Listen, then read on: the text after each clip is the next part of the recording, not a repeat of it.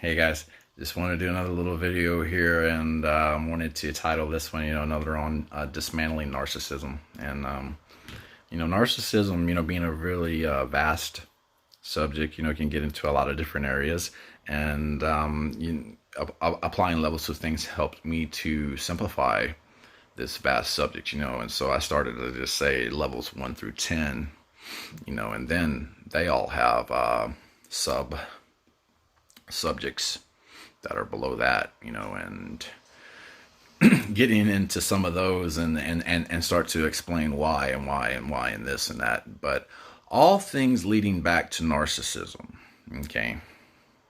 And, a lot of things, that happened, and it could be and has been theorized to me that narcissism being the active force in the universe, okay? And narcissism being what makes things happen, okay? Which could be, I would say, falsely identified sometimes as ambition, okay? Because, some people who are really suffering from psychological problems, they see others with ambition and are jealous of that. Okay, they're envious of that. They're envious of somebody's ambition. And so, a modern phrase for that could be clout chasing. They could just be trying to do these little psychological games, and they're playing little psychological games sometimes. And that being on a healthy level, and it could be perfectly fine, what I'm saying? But but how those things can go bad, how that fresh food can spoil, okay? And that can change, and things do change in life into a negative, okay? So I'm gonna do another video because that's another subject, but I had got into some of the levels of narcissism, but I was actually talking about the negative ones, okay? Because those end up being just blatant, obvious red flags, what I'm saying? That ends up being so bad in some people's lives. Maybe even talking about it would help, what I'm saying? But you start to realize that you're dealing with people who are psychos, okay? They have some psychos out there. And how do you identify a psycho, okay? Man, well, that's when they start to affect other people's lives, okay? They're affecting, if somebody wanted to be psycho by themselves and they were off by themselves doing that, who cares, man, what they're doing? That's their own life, right? But when they start affecting my life and your life, you have to stop and realize that, that's a trespass, okay? Somebody crossed the line, okay? And so narcissism being the active force in the universe, meaning like why people do things, because they have ambition, okay? And there's nothing wrong with having ambition, okay? Somebody who's a negative narcissist, they could try to paint your ambition as being narcissistic, okay? Being you only care about yourself, okay? I think that, once again, in the positive, which is the polar opposite. I'm gonna do another video where I probably have to do a diagram even to explain that. But that being on the positive side of narcissism, if you're not affecting nobody else, and I don't think it's narcissistic to have ambition. I don't think it's narcissistic to want to do your best, okay? And I have heard that, and you know what? That goes back to their level 3, the negative level of narcissism, level 3, which is jealousy, and they're jealous of you, okay? So, not being, and you could never be around this, okay? But, narcissism being the active, this active force of people wanting to actually get up out of bed. They have to want to put their boots on. They have to want to pull their bootstraps up and stand up. Okay.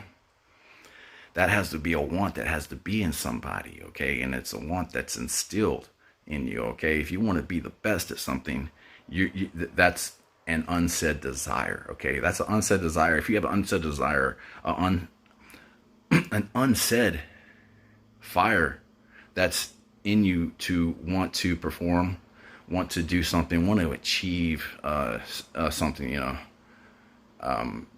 and those all should be like a healthy subject, something that's beneficial to yourself, okay? If you're doing yourself harm, you're not going to, reap any type of long-time benefits, okay? It's not going to be long-term, okay? It's just going to be something that is worthless. So, I'm gonna go ahead and trying to get into this narcissism being this active force. Yeah. So, whenever you're a detective, you have certain set of rules and laws, okay, and a certain set of rules and laws that apply to life. They apply to everything, and you start to some things you just have to figure out. Some things you can only being scientific about things, you have to document things. You're gonna have to take numbers on things, and then you're gonna have to start to apply theory on how to better things, okay? And you're gonna have to start crunching numbers, apply that to a timeline, a y and an x-axis, okay, and figuring out what that takes to slope right there, and that's what it's going to have to take to measure. You take measurements, okay? That's what a scientist does. You take measurements, okay, and applying scientific theories to things, it's really fun, because then you start to come up with laws, and you start to come up with different things that you can apply science, and you can apply your education to. You can apply a practical application to physics, okay? Practical application to physics. What goes up must come down, okay? That's like a law, right? The fastest distance between 2 points is a straight line, okay? There's different things that you can do that are applicable in your life, okay? So when you start to figure out these laws, you start to figure out most of the things, being a psychological detective, being a narcissistic detective, is that all things lead back to narcissism, okay? And the whole universe, okay? It all leads back to narcissism, okay?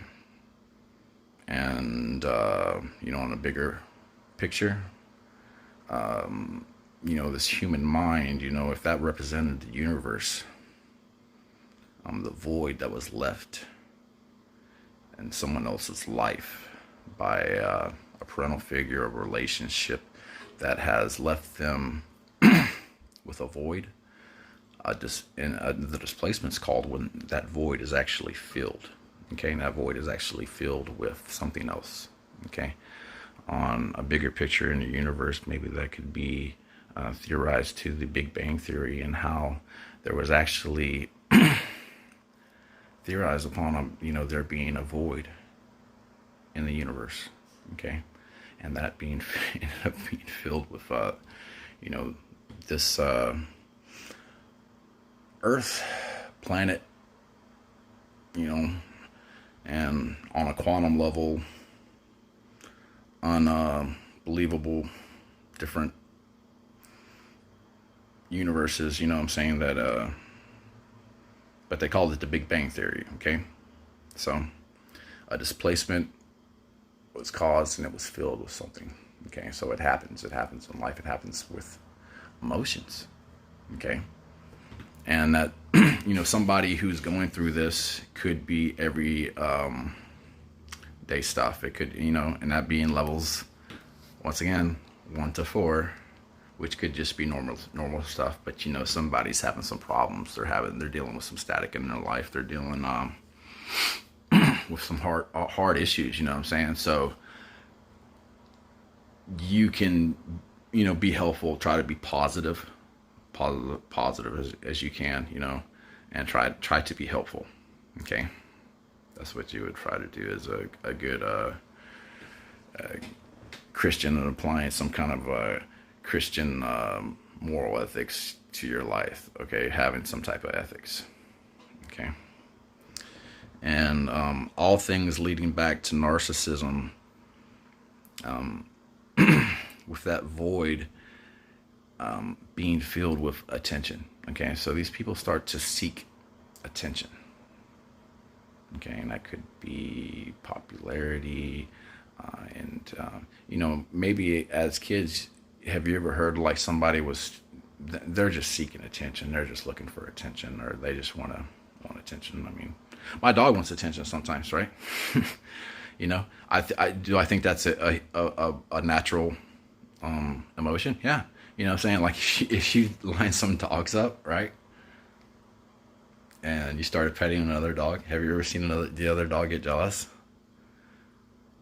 Yeah, the other dog, they might actually start fighting. You know, I've never seen the other dogs like fight, you know what I'm saying? Because they wanted that attention. They wanted that clout. Whatever that was about, you know. So I guess animals, you know, they must feel this in some type of more barbaric level, you know, than humans. Probably have a bigger and vaster emotions. They're more on a well, they're on a canine type of barbaric type of value system. But hey, I've seen them get jealous too. They get jealous for attention too. And so it has to be I mean, who taught them how to be jealous? A dog. Who taught that dog how to be jealous? It just happened, right? You know, the dog saw somebody else getting attention, and it felt like, hey, I want that attention. Maybe this other dog needed attention, but the other one wasn't having it. You know, he wanted the attention, so he became greedy for it and bit the other dog. Okay, that's the trespass that happened, and that's when that actually crossed the line and was a tipping point. Okay, I'm gonna do another little video here, but I'm gonna try to wrap things up, because narcissism, you know, once again, is a real vast subject. All things lead back to it being the active force in the universe. You know, a narcissistic action. Okay, that's what sets things in place and why people do things. Okay, could be healthy, could be bad. You don't want it to turn into something that's bad. You know, it spoils. Relationships spoil. People spoil. And when these people get together, that becomes toxic. Okay, you take two spoiled things together, it becomes really toxic. And you know, that's going to have to be avoided. You know, but talking about it and identifying it. You know, and all things lead back to narcissism. So I'm going to wrap this up.